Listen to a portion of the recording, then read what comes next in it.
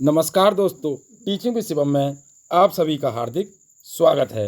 Hindi paper 2 pedagogy से संबंधित अति महत्वपूर्ण प्रश्न आइए देखते हैं। सीटेट 7 जुलाई 2024 के एग्जाम में प्रश्नों का लेवल क्या रहेगा।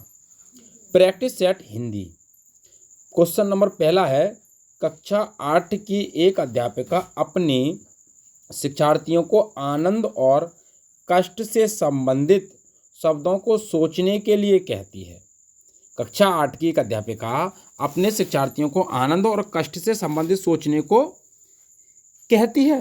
बाद में वह 5-5 के समूह में इन शब्दों के आधार पर शब्द जाल बनाने के लिए कहती है। शब्द संपदा सीखने के लिए इस उपागम को क्या कहते हैं, ये आपको बताना है। हिंदी पेडागोजी के सीटेट में जो क्वेश्चन आ रहे हैं थोड़े लेंथी आ रहे हैं, तो इस टाइप के क्वेश्चन आ रहे हैं। आइए देखते हैं। पहला क्वेश्चन ऑप्शन रहेगा इसका थीम विषयक उपागम। ऑप्शन बी कहता है आयाम आधारित उपागम। सी कहता है विन्यास कोलोकेशन। और डी कहता है शब्द जाल। अब कुछ बच्चे शब्द जाल आ रहा है इसमें, तो शब्द जाल पर पहुंचेंगे। नहीं भैया, ये विषय पर आधारित है, तो ये रहेगा थीम विषयक उपागम। ऑप्शन नंबर ए इस प्रश्न का सही आंसर हो जाएगा, विषय वस्तु उपागम। आइए नेक्स्ट अगला क्वेश्चन है। दूसरा क्वेश्चन कहता है पाठ्य पुस्तकों एवं अन्य सामग्रियों में कौन सी प्रामाणिक गतिविधि नहीं है।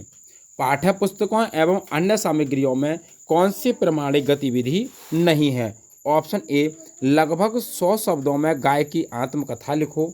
बी कहता है पढ़ी गई कहानी के आधार पर कल्पना करें कि आप रानी हैं और अपने अनुभव को आधार बनाते हुए अपने मित्र को पत्र लिखो। सी कहता है अपने मित्र के साथ कोई एक पाठ्य सामग्री पढ़ें और 8 बिंदुओं में कहानी की घटनाओं को लिखें। डी कहता है आप कल्पना करें कि कहानी में आप नदी हैं और अपने में बाढ़ आने के समय की सब भावनाओं को लिखें। नहीं है, प्रामाणिक गतिविधि नहीं है, ये आपको बताना है। सही आंसर हो जाएगा इसका ऑप्शन नंबर ए। क्यों हो जाएगा भाई? ये कह रहा है कि प्रामाणिक गतिविधि नहीं है, तो इसे कह रहा है लगभग 100 शब्दों में गाय की आत्मकथा लिखो, तो ये तो 100 शब्द लिमिटेशन हो गया। लेकिन ये कह रहा है कल्पना करें, तो कल्पना करें तो विचार अपने विचार व्यक्त करेगा बच्चा। दूसरा कह रहा है कि मित्र के साथ कोई एक पाठ्य सामग्री पढ़ें और 8 बिंदुओं में कहानी की घटनाओं को लिखें, तो ये कहानी की घटनाओं को लिखेगा बच्चा, तो उस घटनाओं के बारे में ज़्यादा विकसित होगा उसका मस्तिष्क। ये कह रहा है भावनाओं को, कहानी की भावना अपनी आप कल्पना करें, तो इसमें जो है क्या भाई, ये प्रश्न जो होगा वो अवसारी प्रश्न हो जाएगा। तो इसलिए ऑप्शन नंबर ए इस प्रश्न का सही आंसर हो जाएगा। नेक्स्ट अगला क्वेश्चन आपको अच्छे लग रहे हो तो वीडियो को ज़्यादा से ज़्यादा शेयर करें और लाइक करें। चैनल पर नए हैं तो चैनल को सब्सक्राइब भी करें। आइए तीसरा क्वेश्चन देखते हैं। लेखन और वाचन में इस्तेमाल करने के लिए जिन शब्दों को सीखा है वे कौन से हैं। ऑप्शन ए देशज शब्द हैं। ऑप्शन बी सक्रिय शब्द भंडार हैं। ऑप्शन सी निष्क्रिय शब्द भंडार हैं। ऑप्शन डी वास्तविक रियालियाँ हैं। तो सही आंसर इसका कौन सा हो जाएगा? ऑप्शन नंबर बी हो जाएगा, सक्रिय शब्द भंडार। ऑप्शन बी इस प्रश्न का करेक्ट आंसर है। नेक्स्ट अगला क्वेश्चन नंबर चौथा है, निम्नलिखित में से कौन सा भाषा की पुस्तक में चित्रा के बारे में सबसे महत्वपूर्ण है। ऑप्शन ए चित्र के बारे में। ऑप्शन ए चित्र अपरिचित एवं याद किए जा सकने वाले संदर्भों में भाषा को समझने में मदद करते हैं। बी कहता है चित्र शिक्षार्थी द्वारा अपने आसपास क्या देखा, सुना और महसूस किया को मिलाने में सहायता करते हैं। सी कहता है बच्चों की दृश्य साक्षरता विकसित करते हैं। डी कहता है चित्र बनाने वाले तथा शिक्षक की कला एवं सौंदर्य बोध को सराहना करते हैं। सही आंसर ऑप्शन नंबर ए हो जाएगा कि चित्र अपरिचित एवं याद किए जा सकने वाले संदर्भों में भाषा को समझने में मदद करते हैं। ऑप्शन ए इस प्रश्न का करेक्ट आंसर है। नेक्स्ट अगला क्वेश्चन है, और अगला क्वेश्चन कहता है क्वेश्चन नंबर 5वां, बच्चों में भाषा जैविक रूप से उपस्थित होती है तथा वह भाषा बच्चों में ठीक उसी तरह से विकसित होती है जैसे कि अन्य जैविक कार्य। ये कथन किसने कहा? बच्चों में जो भाषा होती है वो जैविक रूप से उपस्थित होती है तथा वह भाषा बच्चों में ठीक उसी तरह से विकसित होती है जैसे कि अन्य जैविक कार्य होते हैं। ये कथन किस महोदय का है? ऑप्शन ए BF स्किनर का है, ऑप्शन बी नोआम चॉम्स्की का है, सी कहता है लेव वाइगोत्स्की का है, डी कहता है जीन पयाजी का है। किसका कथन है? सही आंसर ऑप्शन नंबर बी हो जाएगा। ये कथन है नोआम चॉम्स्की का। इन्होंने बताया था कि भाषा के बारे में आ जाए तो कौन हो जाएंगे भाई? नोआम चॉम्स्की हो जाएंगे भैया। तो ऑप्शन नंबर 20 प्रश्न का करेक्ट आंसर है नोआम चॉम्स्की। नेक्स्ट अगला क्वेश्चन है, छठा क्वेश्चन कहता है अध्यापक द्वारा आयोजित किसी गतिविधि में संलग्न बच्चों के साथ अंतःक्रिया है।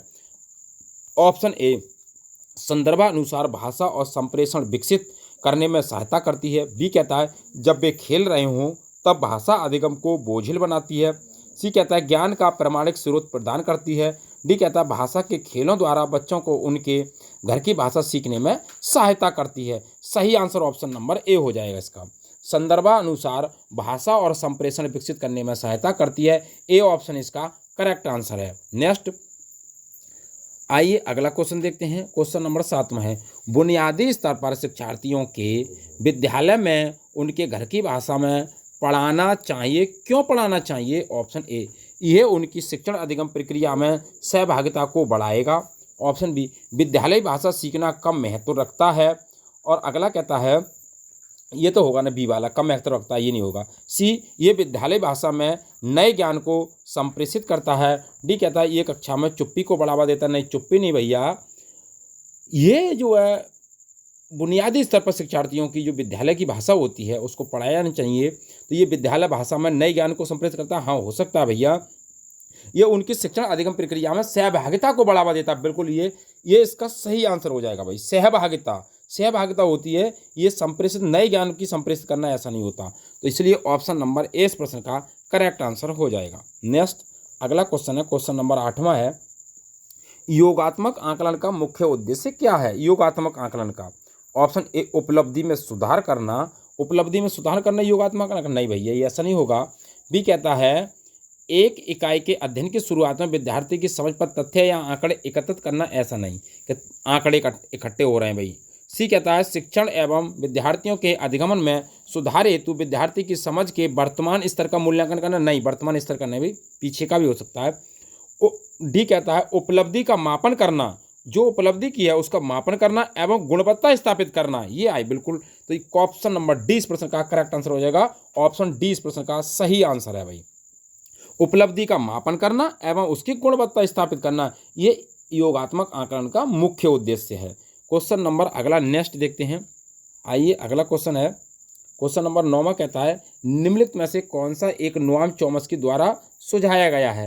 यानी कि नोआम चॉम्स्की ने कौन सा कथन बताया है? ऑप्शन ए जब बच्चा जन्म लेता है तब उसमें भाषा की बुनियादी योग्यता नहीं होती है। भाई ऐसा तो नहीं कि बुनियादी योग्यता होती है भाई, ये तो होगा नहीं। ऑप्शन नंबर ए ये कह रहा है नहीं होती है, तो ये नहीं होगा।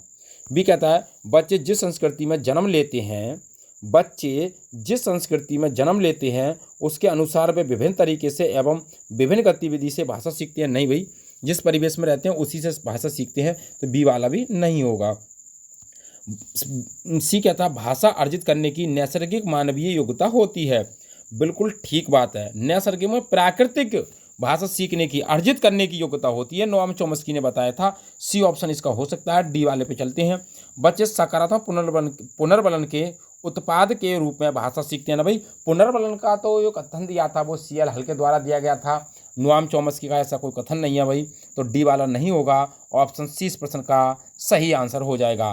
भाषा अर्जित करने की क्षमता प्राकृतिक या जन्मजात होती है, ऐसा नोआम चॉम्स्की ने बताया था। आइए नेक्स्ट क्वेश्चन देखते हैं। क्वेश्चन नंबर 10वां है विविध परिस्थितियों में भाषा का उपयुक्त एवं प्रभावी उपयोग करने के लिए हमें आवश्यकता होती है। किस चीज़ की आवश्यकता होती है यह आपको बताना है। ऑप्शन ए व्याकरण के नियमों को जानने की, ऐसा नहीं है कि केवल व्याकरण के नियम जान ले, ऑप्शन नंबर ए नहीं होगा भैया। बी प्रत्येक व्याकरण पद की परिभाषा तो आपको सिखानी नहीं है, बी वाला भी नहीं होगा। सी व्याकरण के प्रति व्यवस्थित ध्यान केंद्रित करने की, नहीं ऐसा नहीं है व्यवस्थित ध्यान केंद्रित करें। डी कहता है संदर्भ के अनुसार व्याकरण के उपयोग पर ध्यान देने की योग्यता होनी चाहिए, बिल्कुल संदर्भ के अनुसार जो दिया गया है। ऑप्शन नंबर डी इस प्रश्न का करेक्ट आंसर हो जाएगा। साथ संदर्भ प्रश्न में मिल जाए आपको वो आंसर होगा भैया। आइए अगला क्वेश्चन देखते हैं। क्वेश्चन नंबर है 11वां। एक शिक्षक विद्यार्थियों को अपनी उंगलियों से रेत से भरी ट्रे में वर्णमाला के अक्षर लिखने के लिए कहता या कहती है। इस गतिविधि का उद्देश्य क्या है? ऑप्शन ए, कक्षा में कीड़ेमय परिवेश को बढ़ावा देना। बी कहता है उनमें साफ एवं गंदे हाथों में अंतर की समझ बनाना। और सी कहता है उनके सूक्ष्म गत्यात्मक कौशलों को मजबूत करना। डी कहता है घर के लगाव से उनका ध्यान हटाना। ऐसा नहीं है कभी घर के लगाव से उनका ध्यान हटाना। अगर रेत पे किसी को लिखवाया जा रहा है, उंगलियां फिरवाई जा रही हैं, तो ऐसा नहीं है भाई कि उनका भाई ध्यान घटाया जाए। गंदे हाथों में अंतर करना ऐसा कुछ नहीं है भाई, साफ और गंदे। ना ही कीड़ा का परिवेश होता है, खेल नहीं सिखाया जा रहा। उनका है कि बच्चे सूक्ष्म पेशीय कौशल होते हैं, उनको मजबूत किया जा रहा है। तो ऑप्शन नंबर सी इस प्रश्न का सही आंसर हो जाएगा। उनके सूक्ष्म गत्यात्मक कौशलों को मजबूत किया जाता है। आइए अगला क्वेश्चन देखते हैं। नेक्स्ट क्वेश्चन कौन सा है भाई? क्वेश्चन नंबर 12वां है, निम्नलिखित में से कौन सा शिक्षार्थियों द्वारा विभिन्न उद्देश्यों के लिए भाषा का प्रयोग आरंभ करने के लिए कक्ष में आवश्यक है? ऑप्शन ए, भाषा निवेश तथा पारस्परिक संवाद। बी कहता है व्याकरण। सी कहता है शब्दावली। डी कहता है वृत्तांत एवं कविता। ऐसा कुछ नहीं है, ना तो वृत्तांत कविता, ना शब्दावली, न व्याकरण। भाषा निवेश तथा पारस्परिक संवाद ही क्या कहलाता है भैया, आरंभ करने के लिए कक्ष में आवश्यक है। ऑप्शन नंबर ए इस प्रश्न का सही आंसर हो जाएगा। नेक्स्ट अगला क्वेश्चन देखते हैं। अगला क्वेश्चन है, भाषा अधिगम के लिए रूप उन्मुखी भाषा निवेश क्या है? ऑप्शन ए, वह निवेश जो सूचना पर केंद्रित है। ऐसा नहीं है कोई भी निवेश कर रहे हैं तो आप सूचना पर केंद्रित हो, तो ए वाला नहीं होगा भाई। बी कहता है शिक्षार्थी शब्द संपदा, उच्चारण तथा व्याकरण की समझ प्राप्त करती हैं। हाँ, हो सकता है भाई। सी कहता है निवेश में दिए गए अर्थ को भाषा में प्रयोग करना सीखते हैं। ऐसा कुछ नहीं है भाई। लिखना सीखने के लिए निवेश की संभाव्यता होती है। ऐसा कुछ नहीं है। बी ऑप्शन इसका करेक्ट आंसर हो जाएगा। शब्द संपदा, उच्चारण, व्याकरण की समझ प्राप्त करती हैं निवेश के रूप में। उन्मुखी भाषा निवेश होती है, उसमें बच्चा क्या करता है, शब्द संपदा, उच्चारण तथा व्याकरण की समझ प्राप्त करता है। तो बी ऑप्शन इसका करेक्ट आंसर हो जाएगा। नेक्स्ट अगला क्वेश्चन है 14वां क्वेश्चन कहता है निम्नलिखित में से किसकी शिक्षार्थियों में पठन के विकास के लक्ष्य के रूप में वकालत नहीं की गई है? भाई ये आपको बताना है, वकालत नहीं की गई है। ऑप्शन ए, विषय सामग्री को पढ़ते समय अनुमान लगाना। भाई अनुमान नहीं लगाया जाता भैया, ऐसा नहीं है कि अनुमान लगाया जाए, तो ये वाला तो नहीं में चला जाएगा। बी कहता है विषय सामग्री को अपने पूर्व ज्ञान से जोड़ना। हाँ बिल्कुल हो सकता है भाई। सी, विषय सामग्री को सिर्फ पहचानना। हाँ बिल्कुल हो सकता है। भाषिक सामग्री तथा शब्दों के अर्थ गढ़ना। हाँ बिल्कुल हो सकता है। ये कह रहा है कि नहीं वकालत की गई है भैया, तो विषय सामग्री को पढ़ते समय अनुमान लगाना, इसकी वकालत नहीं की गई है। ऑप्शन नंबर ए इस प्रश्न का इस क्वेश्चन का जो आंसर रहेगा भाई, सिर्फ कह रहा है ना, सिर्फ अनुमान लगाया जाएगा भाई। विषय सामग्री को सिर्फ पहचानना है, ऐसा नहीं है। केवल आ गया, सिर्फ हो, केवल हो, तक हो, ही हो, ये निपात होते हैं और ये बल प्रदान कर देती हैं, तो ये नेगेटिव सेंस देता है। तो ऑप्शन नंबर सी इस प्रश्न का सही आंसर हो जाएगा। विषय सामग्री को सिर्फ पहचानना या केवल पहचानना, ये नहीं को इसकी वकालत नहीं की गई है। आइए नेक्स्ट अगला क्वेश्चन देखते हैं भाई। क्वेश्चन नंबर 15वां है, निम्नलिखित में से कौन से दो कथन सीखने की वर्तमान समझ के अनुसार सत्य हैं? और ए कहता है त्रुटियां सीखने के क्षेत्र में। हाँ हो सकती हैं भाई। ऑप्शन बी, त्रुटियां भाषा अधिगम में बाधा डालती हैं। हाँ डाल सकती हैं भाई। सी कहता है त्रुटियों को तुरंत ही सुधार देना चाहिए। डी कहता है त्रुटियां शिक्षकों के लिए पृष्ठ पोषण का काम करती हैं। ऑप्शन ए तथा सी, ऑप्शन बी ए तथा बी, और सी कहता है ए तथा डी, और डी कहता है सी तथा डी। क्वेश्चन नंबर इसका जो सही आंसर हो जाएगा वो ऑप्शन नंबर सी हो जाएगा, ए तथा डी। ए वाला और डी वाला त्रुटियां सीखने के क्षेत्र में होती हैं। बाधा डालती हैं त्रुटियां? नहीं, बाधा नहीं डालेंगी भैया। त्रुटि जब बच्चा करेगा, त्रुटि करेगा सीखेगा, त्रुटि करेगा सीखेगा, प्रयत्न करेगा त्रुटि करेगा। थॉर्नडाइक ने नियम बताया था, प्रयास एवं त्रुटि का सिद्धांत थॉर्नडाइक ने दिया था। बाधा नहीं डालती हैं भैया। तीसरा है त्रुटियों को तुरंत नहीं सुधार सकते भाई, सुधार सकती हैं धीरे धीरे त्रुटियों को। तो ऑप्शन नंबर सी इस प्रश्न का करेक्ट आंसर हो जाएगा, ए और डी वाला। आइए नेक्स्ट अगला क्वेश्चन है, भाषा अथवा पाठ्य वस्तु की कक्षा के बहुभाषिकता एक रणनीति के रूप में है। ऑप्शन ए, शिक्षार्थियों की भाषाओं तथा विषयों के लिए प्रयोग करना। बी कहता है अनेक भाषाओं का शिक्षण अधिगम जिसमें मातृभाषा, आधुनिक भारतीय भाषाएं, शास्त्रीय भाषाएं तथा विदेशी भाषा सम्मिलित हैं। सी कहता है जितनी संभव हो उतनी भाषाओं का शिक्षण अधिगम। डी कहता है भाषा तथा माध्यम दोनों के रूप में मातृभाषा सीखना। सही आंसर ऑप्शन नंबर ए हो जाएगा इसका। शिक्षार्थियों की भाषाओं को भाषाओं तथा विषयों के लिए प्रयोग करना, ए ऑप्शन इसका करेक्ट आंसर है बहुभाषिकता के लिए। आइए नेक्स्ट अगला क्वेश्चन है, भाषा आकलन संबंधित है। भाषा आकलन किससे संबंधित है? ऑप्शन ए शिक्षार्थियों की उपलब्धि के मापन से, ऑप्शन बी कक्षा में शिक्षार्थियों की श्रेणी का पता करने से, सी कहता है उनके संपूर्ण अथवा योगात्मक आकलन का मापन करने से, डी कहता है शिक्षार्थियों की भाषा प्रवीणता का मापन करने से। सही आंसर ऑप्शन नंबर डी हो जाएगा, शिक्षार्थियों की भाषा प्रवीणता का मापन करने से। तो D for Denmark, D option इसका करेक्ट आंसर है। नेक्स्ट अगला क्वेश्चन है, पाठ्य सामग्री से संबंधित भाषा निवेश क्या है? ऑप्शन ए वे निवेश जो भाषा प्रयोग पर ध्यान देते हैं। बी कहता है शब्दावली, उच्चारण, व्याकरण इत्यादि। सी कहता है निवेशों तथा इनकी प्रक्रियाओं का प्रस्तुतिकरण। डी कहता है भाषा निवेशों सूचना पर ध्यान देते हैं। तो इस क्वेश्चन का सही आंसर हो जाएगा ऑप्शन नंबर डी, भाषा निवेश जो सूचना पर ध्यान देते हैं। डी ऑप्शन इसका करेक्ट आंसर है। नेक्स्ट अगला क्वेश्चन है 19वां क्वेश्चन, भाषा की पाठ्य पुस्तकों में पहेलियों और वर्ग पहेलियों को शामिल करना क्यों शामिल किया गया है? ऑप्शन ए विद्यार्थियों में समालोचनात्मकता, चिंतन योग्यता का विकास करना। हाँ बिल्कुल हो सकता है भाई। ऑप्शन बी विद्यार्थियों में प्रभावपूर्ण संप्रेषण की योग्यता विकसित करना। सी कहता है उन्हें कुछ आनंददायक घटकों के साथ प्रस्तुत करना। तो ये वाला तो होगा नहीं, कुछ की बात कर रहा है। और डी वाला कहता है कक्ष का परिवेश जीवंत एवं मित्रवत बनाना। ऐसा कुछ नहीं है कभी मित्रवत या जीवंत बनाया जाए। वर्ग पहेलियों की बात कर रहा है तो विद्यार्थियों में प्रभावपूर्ण संप्रेषण की योग्यता विकसित करना या समालोचनात्मक चिंतन विकसित होता है वर्ग पहेलियों से। तो ऑप्शन नंबर ए इस प्रश्न का सही आंसर हो जाएगा, समालोचनात्मक चिंतन विकसित करना। नेक्स्ट अगला क्वेश्चन है, आपकी कक्षा में एक दृष्टिबाधित विद्यार्थी है, एक भाषा शिक्षक के रूप में आप क्या करेंगे? ऑप्शन ए उस बालक के साथ सहानुभूति भरा व्यवहार करेंगे। हाँ हो सकता है अभी सहानुभूति कर दें उसके साथ। बी कहता है बालक को अन्य बच्चों की तुलना में निम्न स्तर के निष्पादन की छूट देंगे।